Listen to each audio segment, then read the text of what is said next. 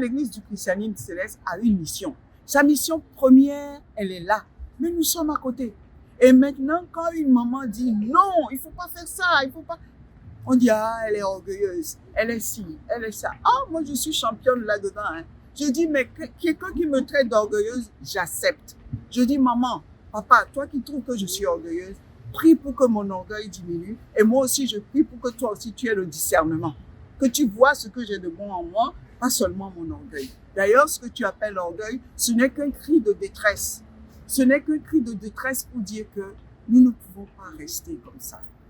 On a de l'or, mais on ne peut pas se comporter comme des porcs vis-à-vis de ça. Donc, réveillons-nous. Et cette journée mariale qui est demain, vendredi, vendredi, que beaucoup de mamans se posent la question, est-ce que je suis dans la bonne barque? Est-ce que je fais ce qu'il faut? Mais c'est une histoire de Dieu avec l'individu, avec Dieu. Il y a même une autre question qui vient bien en tête. Là, ça ne touche pas que les mamans. Sûrement, il y a même des paroisses qui ne savent même pas qu'il y a une journée mariale. Nous sommes ici dans le diocèse de France. Je suis sûr que beaucoup de paroisses, demain, ce sera le culte ordinaire notre culte le vendredi à 19h qu'on va faire. Beaucoup de paroisses, beaucoup de chrétiens ne savent même pas que demain, le premier, selon les injonctions de l'Esprit Saint, Papa Oshoff a décidé, selon les injonctions de l'Esprit Saint, que chaque premier vendredi du mois de juillet, c'est la journée mariale. Beaucoup de gens ne sont même pas au courant. Que ce soit homme comme femme, papa, maman. Maintenant, qu'est-ce qu'on peut faire?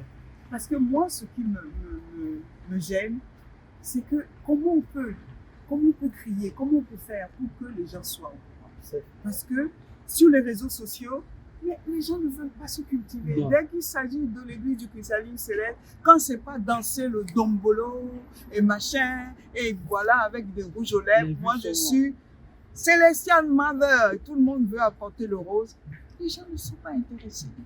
Alors, moi je me dis, c'est amer comme constat.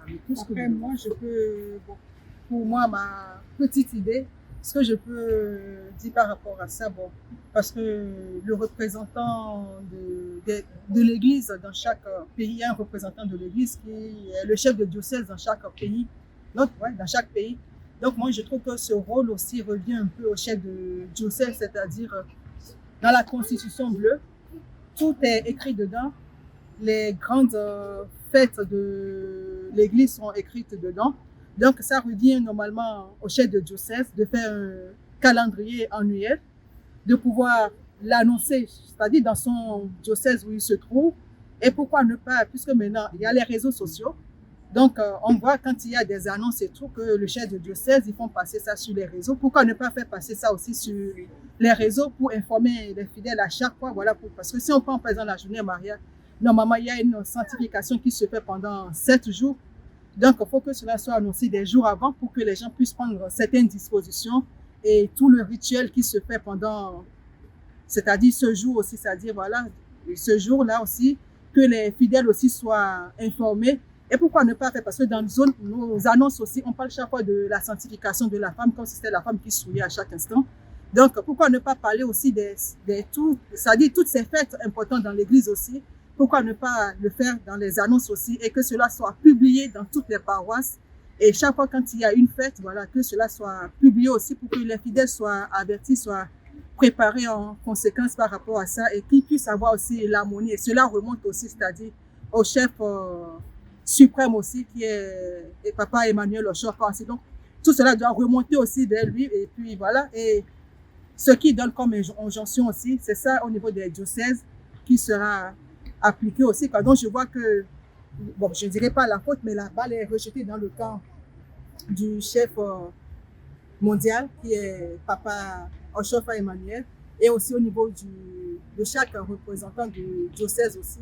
Pour ma part, c'est ce que je vois. Et je peux dire aussi, je crie un peu vers nos mamans aussi, par rapport à cette journée mariale, comme disait maman tout à l'heure. Voilà, c'est un SOS aussi de sœurs devancière, voilà, de jeunes mamans aussi. Parce que, comme on dit, avant de pouvoir aussi... Bon, il y a une parole, il y a un verset dans la Bible là, que avant de parler de ce qu'il y a dans l'œil de l'autre, il faut voir ce qu'il y a dans ton œil aussi. Donc, le linge sale se lave déjà chez nous-mêmes. Donc, il faut que chaque maman aussi, comme maman disait, fasse un peu son examen de conscience aussi, fasse un peu son bilan et nettoie aussi, voilà, autour de chez elle, dans son ménage, dans sa famille, dans son couple aussi. Enfants. Voilà. Et à travers ça aussi, parce que si elle veut donner des conseils à la paroisse, que si elle-même déjà, elle n'est pas dans de bonnes postures pour donner des conseils, moi, la première, si quelqu'un, je remarque quelque chose pareil, je ne vais pas écouter, je vais peut-être, bon, par respect, je vais écouter, mais je ne vais peut-être pas appliquer. Donc, si les mamans, voilà... Non, là, maman, je t'arrête. Je t'arrête dans la mesure où, Oui. si quelqu'un me dit, le Seigneur Jésus-Christ dit, aime ton prochain comme toi-même. Si lui ne l'applique pas, le simple fait que lui me le dit, moi, je vais l'appliquer. Peu importe la façon dont, parce que le salut est individuel, maman. C'est pourquoi je t'arrête là. Le salut est individuel. Chacun se bat pour être, les Anglais disent clean devant son Dieu pour que la mort de Christ ne soit pas vaine pour nous. C'est pour ça qu'on se bat. Oui, c'est ça. Donc ça, là je t'arrête maman. C'est Que ça. la maman ne fasse pas ce qu'elle doit faire et qu'elle te dit de faire, il faut le faire. Et surtout que c'est dit dans les préceptes. Voilà. Donc, on doit le Donc, faire. là- Maintenant, là où moi, je reviens quand même sur certaines choses. On fait ce que tu as dit en résumé. Faisons des propositions aux chefs de diocèse, aux chargés. Par exemple, dans beaucoup de paroisses, moi, je dis, au début de l'année, il y a un canevas. Ce canevas, c'est quoi? C'est tous les événements essentiels de l'année. On les répertorie, leurs dates. Et quand on approche de cette date-là, on dit aux fidèles, attention, On annonce. on annonce dans les annonces, on répète jusqu'à ce que... Et ça aussi, c'est une manière d'éduquer le peuple. Ah, maintenant, si le secrétaire, les chargés, le chef de diocèse ne le font pas, ben, il appartient peut-être sur chaque paroisse, les gens de bonne volonté qui peuvent faire des cours bibliques, parler de l'enseignement de Papa Ochopa, parler de la Bible, et inviter beaucoup de gens à se remettre en question. Parce que, vous savez, la remise en question, c'est chaque jour, chaque instant. Parce que notre cantique numéro 32, qui dit œuvrons pour la sanctification de... Voilà.